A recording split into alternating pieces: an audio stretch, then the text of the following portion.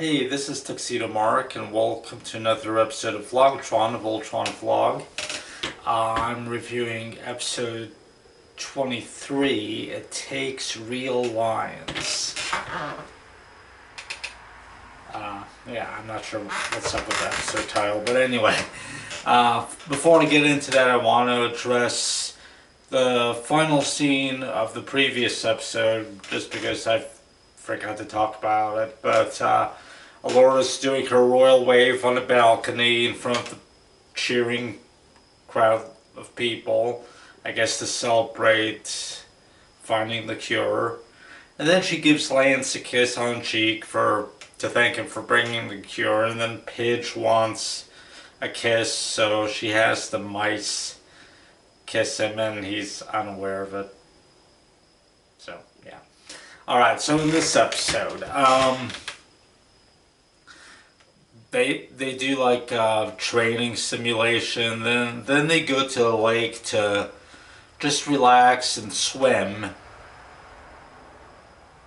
The guys get erections basically over Alora in a bikini, and she's wearing a very skimpy bikini, and she's got like massive boobs, and it's a wonder that they don't pop out. But hang on. So she dives into the water. And then she loses her top. Pidge finds her top. She comes out of the water. She's like, hey guys, what do you think of my dive? She's unaware that she's topless. She's beneath the water, so you don't see anything. But then she gets kind of embarrassed when she realizes it and just kind of sinks below the surface. So it's kind of funny. Meanwhile, Corin and Nanny's upset because Alora isn't seeing to her studies. She's waiting with stacks of books for Alora. But then they see her out the window. She's relaxing by the lake, and she's got her top back on. Nanny's scandalized by this. So the two of them arrive at the lake. Nanny holding a crying towel. No kidding. Or a handkerchief or something. And she wants Alora to come and do her studies. And she locks her in her room. She won't let her out. It's like, Alora is the princess. This nanny is supposed to work for her. How does this stuff go on? But anyway. Wouldn't you know it, Lotor attacks at that moment. The other four, they briefly consider getting Alora. Corin says it's much too dangerous to risk the princess. So the four of them go out. Lotor looks for Alora, finds her in her bedroom. And the rest of the team have gotten captured, so Nanny realizes she was an idiot for locking Alora in her room. They go to let her out, and just in time too. Alora wants to go and join others to form Voltron, but Corin's still like, it's too dangerous. Anyway, Nanny doesn't really try to stop her, but she's like, you mustn't. Alora just brushes past her. Let me back up.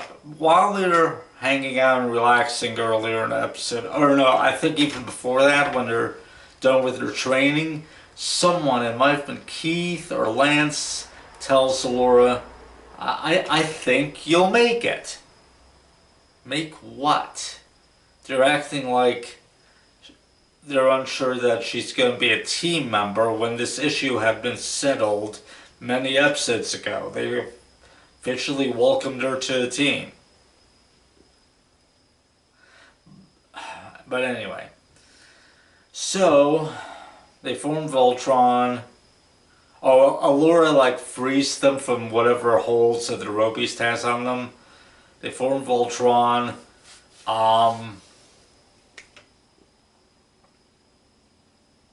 They beat the Robies.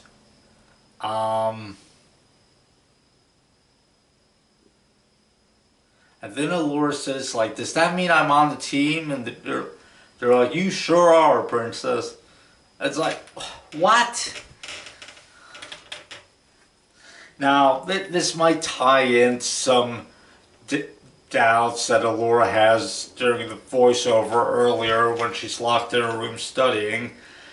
She doesn't understand why she has to study languages and diplomacy and all this stuff when she feels she could be a princess just as well by being a defender. And she thought it was stupid to be locked away, and what good is having a princess if there's no kingdom left to defend? So maybe this is where her insecurity is coming from, but her being a team member had been settled, so why is this episode raising these issues again? Is she considering not being on the team because she needs to study, but she doesn't get into that? So, I don't know. But, oh, another thing before I continue with the episode. It looks like they slightly altered the opening theme. The final part where it says Voltron, Defender of the Universe, you know, the part that sounds like what if Soundwave from Transformers had a kid?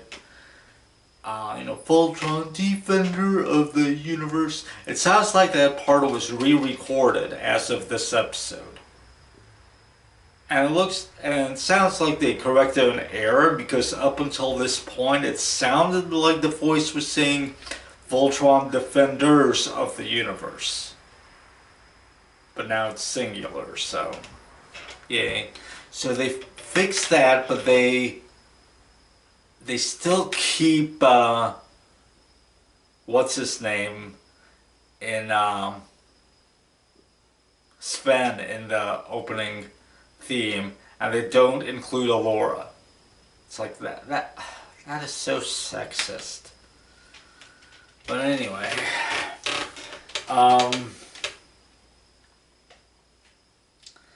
so then Allura has some self-reflection scene at the end of the episode. She's standing in her room, hand pressed against the window, looking out. She realizes she can be both the princess that her people expects and a member of the Voltron force. Well, good that she realized that. Freaking episode 23. But anyway, guess that's it for this episode. It was okay. It's just Allura is abused way too much, and she needs to assert herself and stand up for herself.